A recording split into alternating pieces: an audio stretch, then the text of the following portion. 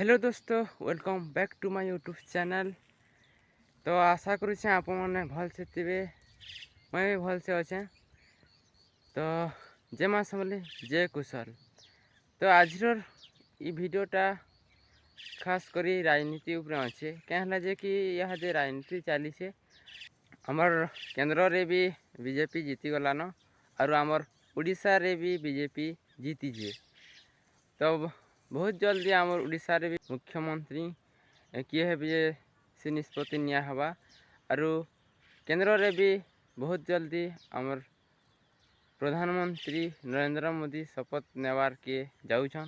आमर कोशल लाई इहादे समस्ते लड़ुछन मते जहा कि लगुचे क्या जे बेले आमर जे कि मनोज मिश्र सार से लड़ुले और लड़ुछन। तो से कांग्रेस से प्रार्थी होते किंतु से हारी जाइछन।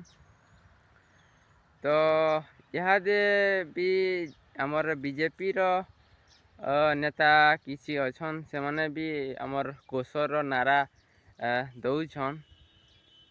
तो मुई भावुछे कि आमर कोशल राज्यटा बहुत जल्दी हो जावा पाई लगुचे। तो आपण काना भावना अच्छे आमर कोशल जेन राज्य लाई समस्ते जेन नारा दौछन सेटा केते दूर आपन को सद लगुचे सेटा मते कमेंट रे निश्चय जणाबे। तो आज वीडियो एतकी कहमी मुई।